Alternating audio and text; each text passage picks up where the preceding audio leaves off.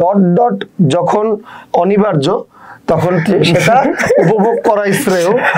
হায় আল্লাহ, হইল কি আকাশ থেকে পড়লো কি, ঘর বেরোচ্ছে জালনা দিয়ে, আমি বেরোবো কোন জায়গা দিয়ে? আমাদের চোখে এসব পড়ে না, নাকি এরা আমাদের কাছে আসে না, নাকি এসে থাকে না, প্রয়োজনে পিসের মধ্যে গর্ত করে ওখানে যায় হেলমেট রাখে আসবে।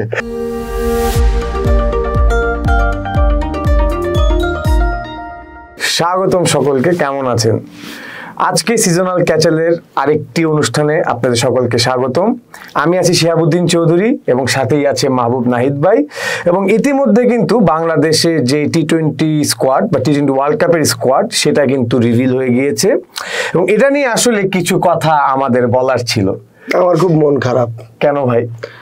আমার মন খারাপ, সাইফুদ্দিন জায়গা পায় নাই, ইনজুরিতে ব্যাক করছে দেখে ওইটা হয়তো, মেহেদী হাসান মিরাজ জায়গা পায় নাই, তারপরে তামিম ইকবাল জায়গা পায় নাই, ইমরুল কায়েস জায়গা পায় নাই। না, এগুলা তো ভাই আমার মতে এই চেঞ্জেস গুলা অনেকেই আসলে দেখতে চাচ্ছিল ন্যাশনাল স্কোয়াডে আমার মতে।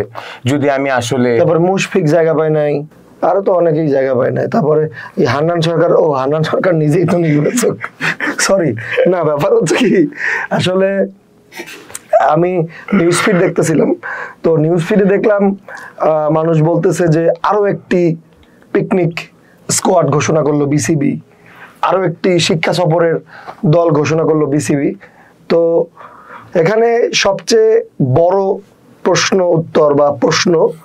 এই স্কোয়াডে সেটা হচ্ছে ওয়াই লিটন দাস, ওয়াই এলকেডি। হ্যাঁ, এখন এটা নিয়ে আমরা একটা 3 সদস্যের কমিটি গঠন করেছি, তদন্ত কমিটি আসলে এখন সেই তদন্ত কমিটির রেজাল্ট কিন্তু এসে গেছে। রিপোর্ট এখন আপনাদের সামনে শিহাবুদ্দিন চৌধুরী পেশ করবেন। আসলে আমাদের যে স্পেশাল 3 জন সদস্যের কমিটি গঠন করা হয়েছে, এত দ্রুত কিভাবে রেজাল্ট আসলো সেটাও একটু বলবেন। সেটাও আসলে বলার আসলে কমিটির কাজটা বলতে গেলে বেশ সোজাই ছিল। যে প্রশ্ন আমরা ছুড়ে দিয়েছি, যেহেতু এলকেডি একজন ওপেনার, আসলে ওপেনিং পজিশনে আমাদের হাতে আমরা লিটন কুমার দাস বাদে আসলে অপশনস গুলা যদি না থাকে তাহলে সেই ক্ষেত্রে ভাই একটা কথা আছে না, আমি সেকেন্ড হইছি বাবা, কিভাবে সেকেন্ড হইছো, ক্লাসে 2 জন ছিল। তো ব্যাপারটা আসলে ওরকম হয়েছে। আমাদের বরিশালে আরো সুন্দর করে বলে, কয় মনু তোর রোল কত, কয় 2, কয় তো গো স্কুলে স্টুডেন্ট কয়জন, কয় কে আমি আর মোর মামু। তো কমিটির রিপোর্টটা আসলে এভাবেই আসছে যে যেখানে আসলে ওপেনারই হাতে গণা যায়, আসলে তাও এক হাতে গণা যায়, সেখানে না মাঝখানে তো শুনলাম যে বিসিবির তো অনেক বড় পাইপলাইন নাকি। ওটা পাইপলাইন আটকানো, পাইপলাইনই থাকবে ভাই, আর এই পারে আসবে না। পাইপলাইনে কিছু নাই ভাই, শুধু শব্দটাই শুনছি। তবে ডিসকাউন্ট যারা দেয় যে সমস্ত পেজ, তাদের কিন্তু বিশ্বকাপে ব্যবসা ভালো হবে একদম। লিটন দাস খেললেই ওদের ব্যবসা, অনেক অর্ডারও পড়বে, হ্যাঁ নিঃসন্দেহে। কিন্তু ভাই এই যে এক মাহাদি ইন কিন্তু আরেক মাহাদি আউট, এই প্রশ্নটা আসলে আপনার কাছে করতে চাই। শাহবাগে বিরিয়ানি আন্দোলন দরকার।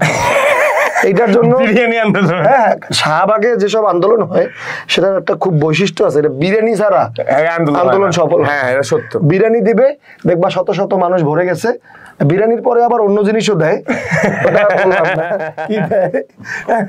যাই হোক, এখন এটার জন্য মেহেদী মিরাজ সমর্থক গোষ্ঠীর একটা আন্দোলন করা দরকার, এবং এটার জন্য আমি একটা ব্যক্তিগত তদন্ত কমিটি গঠন করছিলাম, যেটা আমার মানে মানসিক তদন্ত কমিটি। আচ্ছা, মানসিক তদন্ত কমিটি। তো ভাই আপনার তদন্ত কমিটির উত্তরটা যদি দর্শক এবং আমাকে দুজনকে জানাতে। হ্যাঁ, তো আমার মানসিক তদন্ত কমিটির যে উত্তর সেটা হচ্ছে যে সব সময়, আমি একটু খুব সিরিয়াস কথা বলবো, সব সময় মানে সব কথা বলতে নেই। হ্যাঁ ভাই, ওই যে একটা কবিতা আছে, সব কথা বলতে নেই, রেলওয়ের বাবুদের কাছে ট্রেনের সময়ের কথা বলতে নেই। তো এখন আমরা যে বিসিবির সবসময় দোষ বলি, দোষ সবসময় আসলে বলার সুযোগ নেই।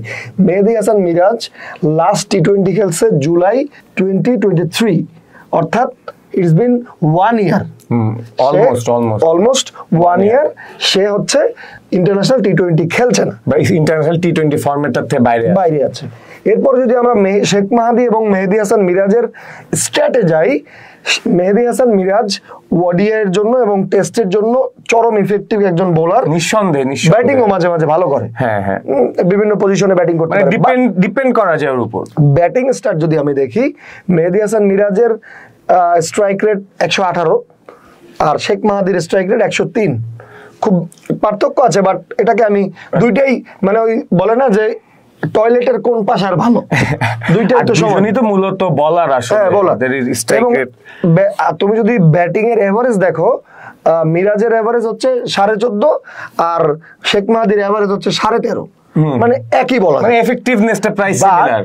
আমরা আমার মানসিক তদন্ত কমিটি তদন্ত করতে গিয়ে দেখলো যে বোলিং যে মানে স্ট্যাট বোলিং পরিসংখ্যানে সেখানে কিন্তু দারুণ একটা পার্থক্য দেখা যাচ্ছে।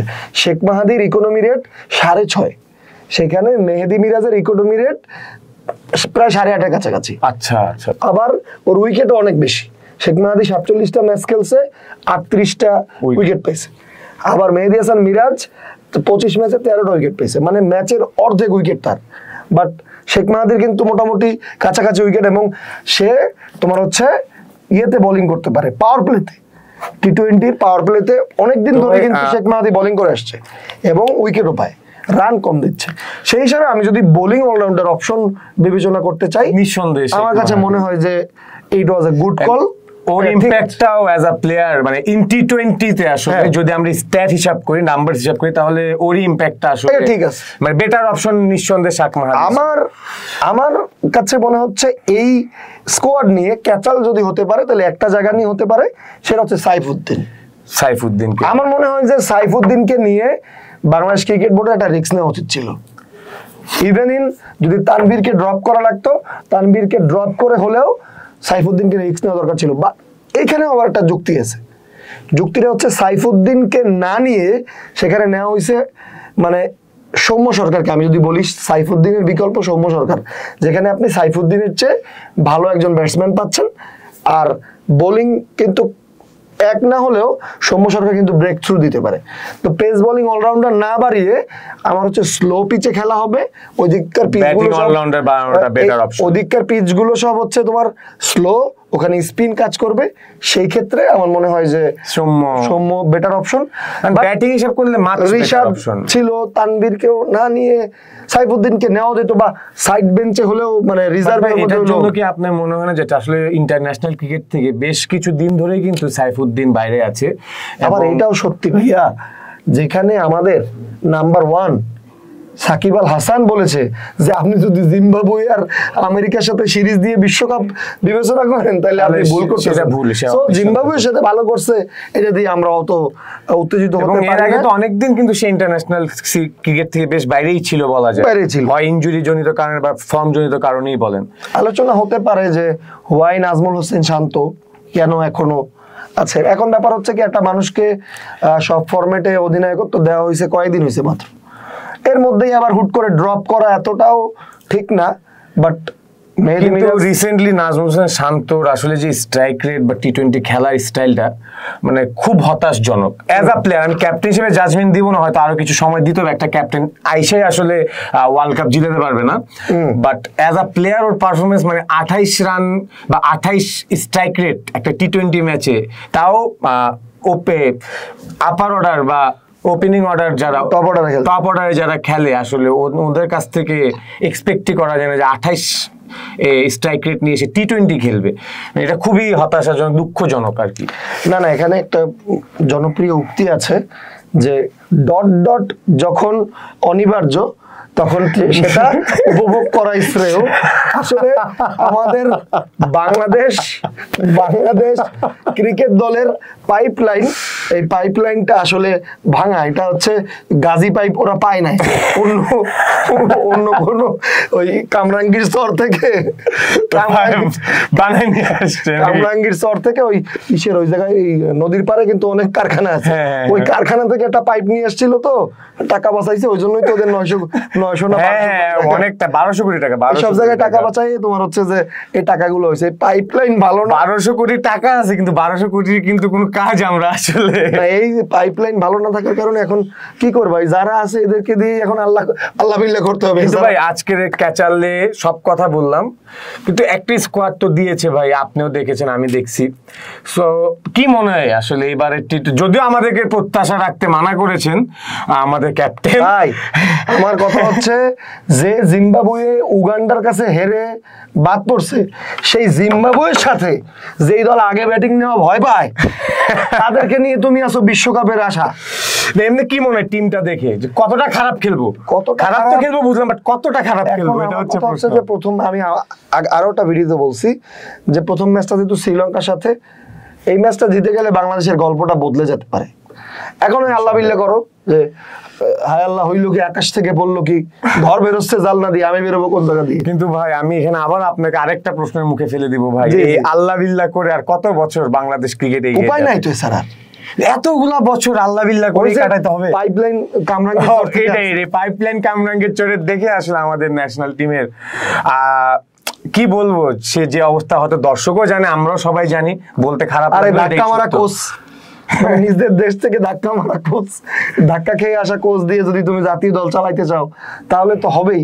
এইটাই এইটাই এইটাই। এটা পাকিস্তান টি-20 বিশ্বকাপের আগে কোচ দিছে কাদেরকে দেখছো? গ্যারি কাস্টেন, আর হচ্ছে টেস্টে তারা নিছে জেসন গ্লিসপিকে। আমাদের চোখে এসব পড়ে না, নাকি এরা আমাদের কাছে আসে না, নাকি এসে থাকে না? যেমন অ্যালেন ডোলান্ড এসে থাকলো না, চলে গেল।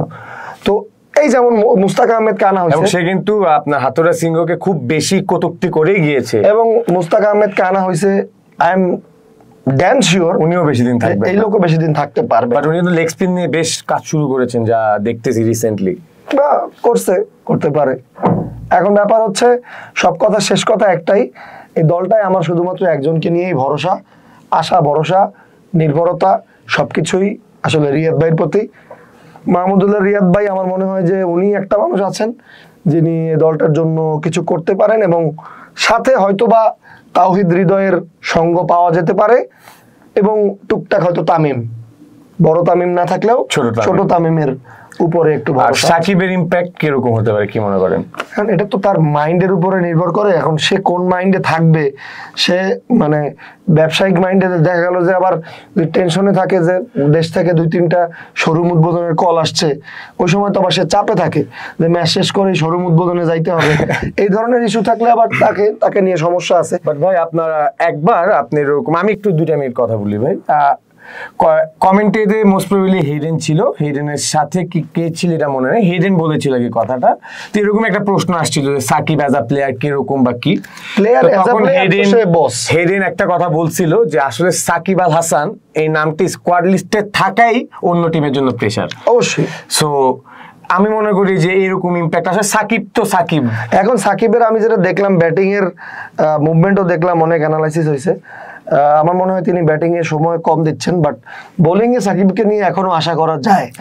ব্যাটিং যদি ক্লিক করে বসে, যেহেতু এক্সপেরিয়েন্স ক্যাম্পেইনার, হঠাৎ করে ক্লিক করে লাস্ট ওয়ার্ল্ড কাপ, আর শ্রীলঙ্কার সাথে যদি একবার মানে ম্যাথিউস আবার আসে স্কোয়াডে, ম্যাথিউস যদি চোখের সামনে পড়ে, পুরনো স্মৃতি যদি ভেসে ওঠে, ওই ভেসে ওঠা স্মৃতিতে বলকে যদি ম্যাথিউসকে মনে করে ফেলে, বলকে যদি সপাং সপাং করে 2-4টা বাড়ি দিতে পারে, তাহলে তো ম্যাথিউসের একটা টাইম আউট দেখবো নাকি আমরা? না না, প্রয়োজনে পিসের মধ্যে গর্ত করে ওখানে যায় হেলমেট রাখে আসবে, ওই কাম করবে না। ঠিক আছে, তাহলে এই বলে আমরা আজকের এই সিজনাল ক্যাচাল শেষ করছি। আশা করি সবাই ভালো থাকবেন, আশা করি বাংলাদেশ খুব বেশি খারাপ খেলবে না, আশাই করতে পারি আমরা। পিকনিক এবং শিক্ষা সফর ভালো যাবে, সফল হোক। আমেরিকা কে না যেতে চায় ভাই? এটাই আমেরিকা বিগ, এবং ক্যারিবিয়ান আইল্যান্ডস অলসো বিশাল, ক্যারিবিয়ান আইল্যান্ডস পার্টি আইল্যান্ডস বিশাল। যাই হোক, এই বলে শেষ করছি। আমি শিহাবুদ্দিন চৌধুরী, অনেক শপিং হবে। যাই হোক, এই বলে শেষ করছি।